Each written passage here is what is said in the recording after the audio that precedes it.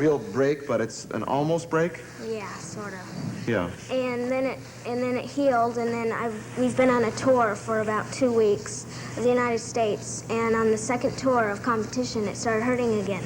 So I didn't compete the rest of the tour, and when I came home, he checked it and he put a cast on it just so I wouldn't do anything for a while. How long do you have to wear the cast? 2 weeks. Well, that's not too bad. But that'll take you out of competition. Now, after that, then you have to get back in shape, right? Yes. How far off your really peak shape? This is so amazing to be talking to... How old are you? 14. 14 and... 15. Luci's 15. To talk about your peak shape at 14 and 15, how far are you from your peak? How long would it take you to get back in shape?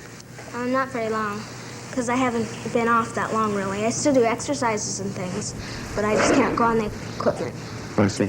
How did you get interested in gymnastics? There must be a parent somewhere that steered you this way early, right? Yes. I dated Peggy Fleming for a while, before I was married, of course. And, her mother is the force behind it. I mean, she said, look, you're going to do this. And she found that she missed some of life growing up. Do you think you're missing... You must practice and work out, what, 5, 6 hours a day? Yes. 5. Was it your mother, then, that brought you into this? Well, for me, it wasn't really my mother. It was because I saw the sport on TV, and I really thought I'd enjoy that. And it would take up my time and energy, and it would get me out the house sometimes. And your folks like that? Yeah. How about you, Beth? My mother and father were both in gymnastics when they were younger, and my mother was a gymnastic coach at Parks and Recs, and I was her demonstrator. And I just did tumbling for a while, and I really liked it, so she put me in a gymnastic club, and I did all 4 events. Yeah. Are your friends in gymnastics? It would be hard to have friends outside of gymnastics, wouldn't it? Are they all in the field? Yeah. Yeah. Do you must travel a lot when you compete. I'm amazed at how you get off a plane and go do a meet, do you? Yes. Do you like the traveling? Yeah, it's really fun. You get to see new places, meet new people, and you get educated at the same time also. Tell me specifically what it feels like right before you're ready to do what you do.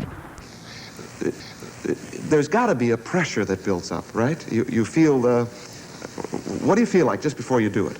You're usually hyper because you're so excited about what you're doing and you want to do it so good. It's good to get hyper a little bit. It's good to get hyper? Yes. But what about the mental control that you have to have? Which is more important, the physical control or mental? Mental, I think, because you have to have, once you control your mind, it's easier to control your body. Mm-hmm. You build up to doing it, and then all of a sudden, sometimes you lose. That must feel awful. It's disappointing, yes. Because you've trained so hard in the gym, and then, like, you know, you lose and stuff, it's sort of disappointing, but then you just go back in and you say, well, next time I'll do it. Yeah. And when you win, you can't get too big-headed about it because you got a new meet coming up, right? We're so glad you're here with us today. Can you show us a little bit, Luci, about, are you going to work on the, what do you call this? Balance. On the beam, on the balance beam, okay? Can Beth and I'll step out of the way. Luci, and you show us. First, she's going to, like, show some stretching on the ground. All right. Beth, you come over here and tell us what Luci's doing. You have to, what a pretty warm-up suit, or what do you call it? Leotard. Leotard. That's right. I don't know all these words and stuff. Okay. Go right ahead, Luci, and Beth will explain what you're doing while you're doing it. Okay, she's going to do a back bend. What's it? Oh, she's warming up, though, now, right? Yes. What does she do with her toe there? She's pushing it. She's going to do a back bend, and this is very hard in the back and the shoulders. Now, this is a warm-up exercise? Yes. All right. We warm up. Okay, Luci. Yeah, don't leave her there. Now, what's next? Do the right splits. Okay, this is hard in the leg. And usually, we stretch like this before we do our events, so we don't pull any muscles. All right. Okay. Can girls do a split easier than a guy? Yes. I mean, are the pelvic bones set up to do it easier? Yeah. That's amazing. Okay. Go ahead, next one. Do the left splits. Usually you have a good leg and a bad leg, and this is her bad leg. How do you know that? Because her right leg is her good leg. Well, Beth, don't just point that out. Go ahead. Okay, go ahead. Next Okay, thing. do the middle splits. Lay on your stomach.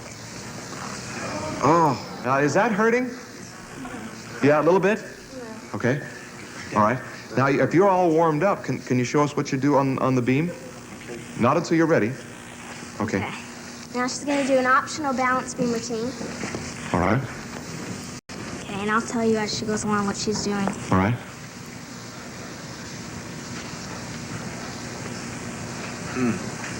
Gee, that's great. That was a press handstand. Yes.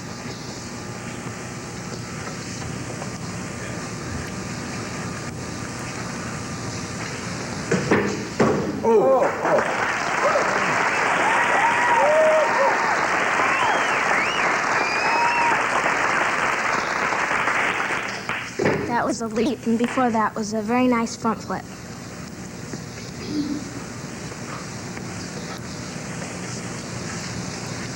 Back walkover.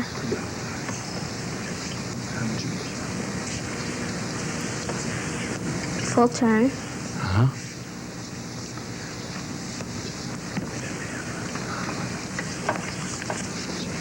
Front walkover, which is very hard in the back again. Yes.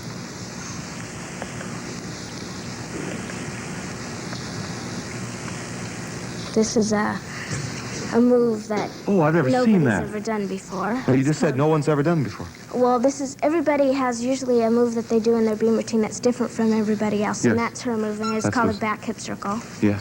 Back row extension there. And her dismount.